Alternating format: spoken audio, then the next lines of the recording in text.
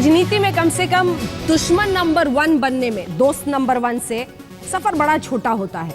चुनाव का वक्त आए, सीटों को लेकर माथापच्ची हो, महत्वाकांक्षाएं टकराए तो बस ये रास्ता बड़ा आसान हो जाता है। यही हुआ है बीजेपी शिवसेना के साथ। 25 साल पुराना गठबंधन टूटा ही नहीं है, बिखर कर इस कगार पर पहुंच गया है कि उद्धव ठाकरे ने दुश्मन नंबर 1 बीजेपी को करार दे दिया है। हालांकि मोदी, आपको बता दें, बार बार कहते रहे हैं कि मैं बाला साहब ठाकरे का सम्मान करता हूं और इसीलिए मैं शिवसेना पर प्रहार नहीं करूंगा। कांग्रेस और एनसीपी पर ज्यादा वो दहाड़ते रहे हैं, लेकिन सवाल यही है कि जनता किस तरफ जाएगी। क्या मराठी अस्मिता, जिसका जिक्र बार बार उद्धव ठाकरे, अब ये देखिए कतार, ये लाइनें बहुत उत्साहित करती हैं। सुबह सुबह का वक्त है, लोग वोट डालने के लिए पहुंच रहे हैं। कम से कम ऐसे तमाम लोग जो काम पर जाना चाहते हैं उसके पहले जरूर वोट करते हैं, हर उम्र के लोग, और काफी बुजुर्ग भी इस कतार में सुबह सवेरे देखिए दिखाई दे रहे हैं। ये बताता है कि चुनाव को लेकर लोगों में उत्साह है। ये मुंबई की तस्वीरें हम आपको इस वक्त दिखा रहे हैं। लंबी लाइन है और यही लाइन लोकतंत्र की सबसे बड़ी ताकत होती है। अगर आप महाराष्ट्र और हरियाणा में हैं तो सबसे दिलचस्प ही है, सुबह 7 बजे से शाम 6 बजे तक, और 6 बजे तक 11 घंटे इस बार वोटिंग के लिए। और अगर आप कतार में 6 बजे तक लग चुके हैं तो उसके बाद भी आप अपना वोट डालकर ही वहां से जाएंगे, तो वक्त पूरा है। और अगर आप महाराष्ट्र और हरियाणा में हैं तो जरूर वोट के लिए जाइए।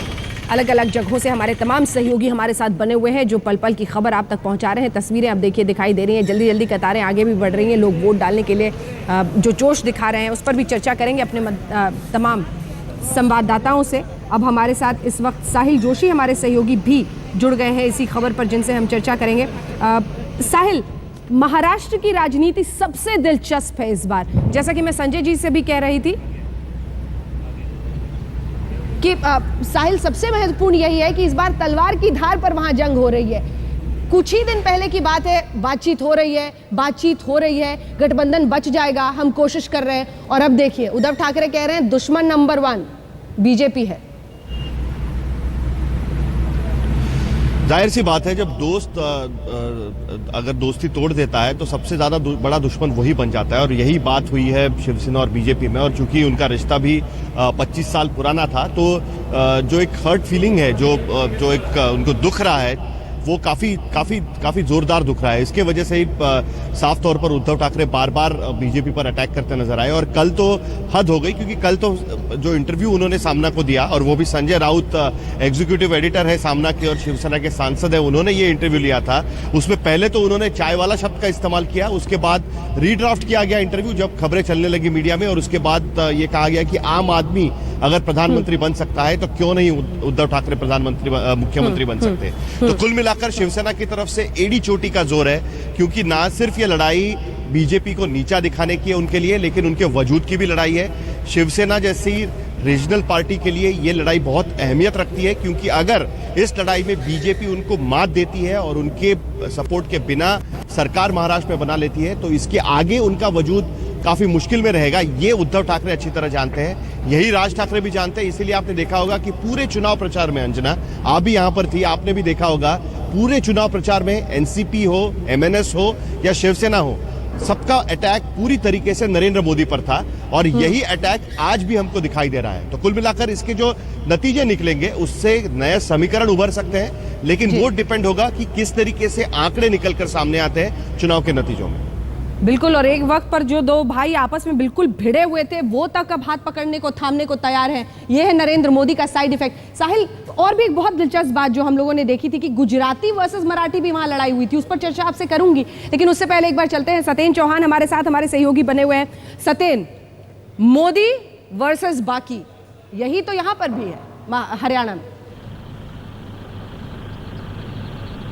देखिए अंजना, बिल्कुल आपने ठीक कहा, मोदी वर्सेज अदर्स ये चुनाव कहीं ना कहीं बना हुआ है। और मोदी ने सबसे पहले गठबंधन यहाँ पर हरियाणा जनहित कांग्रेस के साथ तोड़ा। उसके बाद महाराष्ट्र में जाते हैं तो वो कहते हैं कि मैं बाला साहेब ठाकरे के खिलाफ कुछ नहीं बोलूंगा, लेकिन जो परंपरागत सहयोगी हरियाणा में आईएनएलडी रहा है, ओम प्रकाश चौटाला के साथ बीजेपी पहले सरकार मिलकर बना चुकी है, उन्होंने सीधा हमला ओम प्रकाश चौटाला पर बोला। उनको कहा मुझे माफियाओं से, जेलों से जो है इनका कोई नहीं चाहिए, इनसे कुछ भी मेरे को नहीं चाहिए। दूसरी तरफ हरियाणा जनहित कांग्रेस के साथ समझौता था, उसको तोड़ा। तो कहीं ना कहीं हरियाणा के चुनाव में मोदी ने सभी पार्टियों के खिलाफ हमला बोला है और पहली बार हरियाणा में बीजेपी इतनी गंभीरता के साथ इस चुनाव को लड़ रही है, क्योंकि अगर हरियाणा बीजेपी को मिल जाता है तो दिल्ली के चारों तरफ से हरियाणा जो है कवर करता है, तो बीजेपी के लिए एक बहुत बड़ा ये गढ़ होगा, बहुत बड़ा सपना होगा, क्योंकि अभी तक कभी भी बीजेपी अकेली सरकार हरियाणा में नहीं बना पाई है। पहली बार मोदी एक नारा और एक उम्मीद के साथ निकले हैं कि हमें हरियाणा को फतेह करना है। ये तो आने वाला वक्त बताएगा कि ऊंट किस करवट बैठता है, लेकिन मोदी और अमित शाह ने किसी तरह की कोई कसर हरियाणा में बाकी नहीं छोड़ी है। अंजना। बिल्कुल साहिल, जल्दी से आपसे एक रिएक्शन। ये गुजराती वर्सेस मराठी जो लड़ाई वहां पर देखी गई है बहुत दिलचस्प है। गुजराती स्पीकिंग 18 से 20% के करीब है, मराठी स्पीकिंग वहां पर 25 से लेकर 30% के आसपास। एक जंग ऐसी दिखी। हालांकि मोदी वर्सेस उद्धव ठाकरे तो बीते दिन से ही शुरू हुआ है, ये चाय वाला आम आदमी, मैं क्यों नहीं सीएम तू पीएम। तो लेकिन ये लड़ाई क्या उस स्तर पर जो वोटर आज वोट डालने जा रहा है उसके मन पर कितना हावी रहेगा?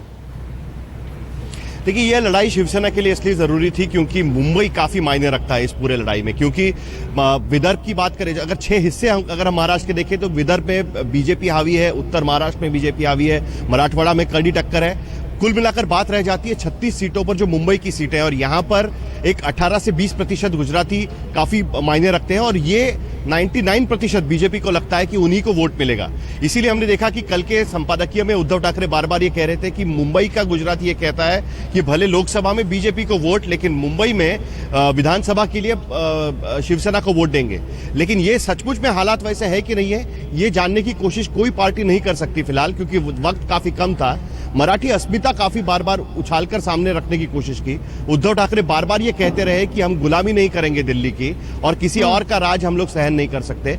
ये इसलिए किया गया कि उनको शिवसेना को पता चला कि हिंदुत्व के नाम पर जो गठबंधन था वो तो टूट गया, तो उनका जो मूलभूत मुद्दा है जो मराठी अस्मिता या महाराष्ट्र की अस्मिता का, उसे ही क्यों ना उछाला जाए। और उसी के मुद्दे पर पूरा ये चुनाव प्रचार चलता रहा, जो राज ठाकरे भी करते रहे और उद्धव ठाकरे भी करते रहे। अब इसका रिजल्ट ये 36 सीटों पर किस तरीके से आता है वो अहमियत रखता है, क्योंकि उसी पर शिवसेना कितनी सीटों पर पहुंचती है और बीजेपी कितनी सीटों पर रोक पाती है शिवसेना, ये उससे तय होगा।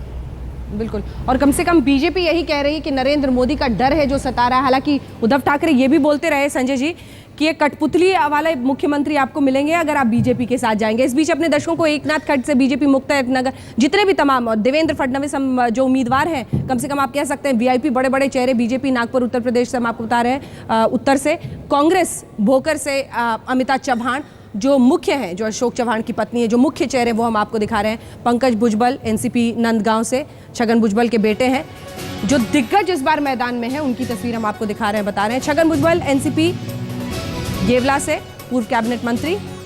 अबू फरहान आजमी समाजवादी पार्टी के भिवंडी पूर्व से हैं, अबू आजमी के बेटे हैं। तो भाई, बेटे, बहन, पत्नी, ये जो पारिवारिक मामला चलता है भारतीय राजनीति में, उसकी तस्वीर हम आपको फिलहाल दिखा रहे हैं। विनोद तावड़े बड़े चेहरे माना जा रहा है, नेता विपक्ष है महाराष्ट्र विधानसभा में, मुख्यमंत्री के उम्मीदवार भी। अब हम आपको दिखा रहे हैं हरियाणा की तस्वीरें। भूपेंद्र सिंह हुड्डा साहब सुबह सुबह वोट डालने के लिए, और इनकी तो कयामत की रात बीती रात, क्योंकि आज इन्हें पता है उनकी तकदीर का आगे का फैसला होना है। महाराष्ट्र की क्या पूरे देश में कहिए, कांग्रेस का अलग अलग जगहों पर जिस तरह से लोकसभा चुनाव में नैया डगमगाई है, इन्हें लग रहा है कि किसी तरह से उनकी नैया आगे बढ़ जाए, क्योंकि रोहतक या फिर कुछ हिस्सों में हरियाणा में जो काम हुआ है उसके बल पर लोग वोट डालें। तो सुबह सवेरे की तस्वीरें हम आपको दिखा रहे हैं। ये देखिए, हुड्डा साहब पहुंचे हैं वोट डालने के लिए, टी शर्ट में पूरा यंग और फिट दिखने की कोशिश, और वहां पर पहुंच रहे हैं जो अन्य लोग हैं जो वोट डालने के लिए आए हैं, उनसे बातचीत भी करते हुए। बस जनता साथ दे दे तो कांग्रेस के इन बुरे दिनों में भी इनकी नैया पार लग जाए, इसी उम्मीद के साथ सुबह सवेरे के वक्त पर पहुंचे हैं। और भी तमाम लोग दिखाई दे रहे हैं जिनसे वो बातचीत कर रहे हैं। जो जोश और संजय जी वो कांग्रेस के लिए दिखा रहे हैं, जाहिर तौर पर उनके लिए तो सब कुछ वहीं पर दांव पर है। जनता साथ देगी क्या? मुझे नहीं लगता। 10 साल की एंटी इनकम्बेंसी राज्य सरकार से, और जिस तरह से पूरे देश भर में एक माहौल बना है जो स्पष्ट रूप से दिखाई पड़ा लोकसभा के चुनाव के समय में, पूरे देश भर में एक एंटी कांग्रेस माहौल है। अगर राज्य सरकार ने थोड़ा बहुत अच्छा काम भी किया तो इस एंटी कांग्रेस माहौल में सरकार का बचा पाना बड़ा मुश्किल है। जोश देखिए। नहीं, अब चुनाव के दिन जिस वक्त वोटिंग हो रही हो तो आप कभी ऐसा नहीं दिखा सकते कि हम हारते हुए दिखाई पड़ रहे हैं। हाँ। जोश तो दिखाना ही होगा। कम से कम वो पब्लिक फेस वो अपनी रखने की पूरी कोशिश में कर रहे हैं, पूरा एकदम जॉगिंग सूट में दिखाई दे रहे हैं, टी शर्ट और ट्रैक्स के साथ। आपको और यही ध्यान होगा तस्वीर- अंजना, पिछली हाँ। बार जब विधानसभा चुनाव हो रहा था उस दिन हुड्डा जी बैडमिंटन खेल रहे थे। हाँ। तो पिछले विधानसभा चुनाव के दिन तो दिखाना चाहते हैं कि मैं बड़ा कॉन्फिडेंट हूँ, बड़ा कॉन्फिडेंट हूँ और मुझे पता है कि जनता मेरा ही साथ देगी।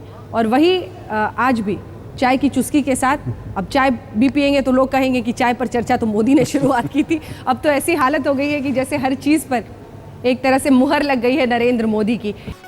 मोदी की पहली परीक्षा और इसी पर हम कर रहे हैं चर्चा, दिखा रहे हैं आपको तस्वीरें, क्योंकि कम से कम महाराष्ट्र और हरियाणा से आती तस्वीरें। इस बीच आपको बता दें, प्रधानमंत्री नरेंद्र मोदी ने ट्वीट के जरिए भी कहा है कि मैं गुजारिश करता हूं लोगों से कि वोट डालने के लिए बाहर निकले और खास तौर पर युवा जरूर अपना मतदान करें। और ये तस्वीरें हम आपको दिखा रहे हैं, हालांकि इन तस्वीरों में बुजुर्ग जरूर हैं, लेकिन युवाओं में वो जोश दिखता है या नहीं बहुत महत्वपूर्ण होगा, जिसका जिक्र बार बार नरेंद्र मोदी करते रहे हैं। और यही तस्वीरें हम आपको दिखा भी रहे हैं अलग अलग जगहों की। ये देखिए रेखा दिखाई दे रही है, रेखा वोट करने वालों में मुंबई में, और इसी वोटिंग के जरिए कम से कम कई लोगों को अगर वो ये उत्साह भर सकती हैं कि वो भी निकले और ज़रूर वोट डालें, तो वाकई। और ये देखिए भूपेंद्र सिंह हुड्डा साहब, टी शर्ट और पूरा जोश, कम से कम चेहरे से नहीं झलकना चाहिए कि किसी तरह की कोई मुश्किल है या कोई चुनौती आसपास भी फटक पाएगी। लोगों से मिलते जुलते हुए और जोश लोगों का बढ़ाते हुए। इसी के साथ अब हम तमाम तस्वीरें आपको दिखाते रहेंगे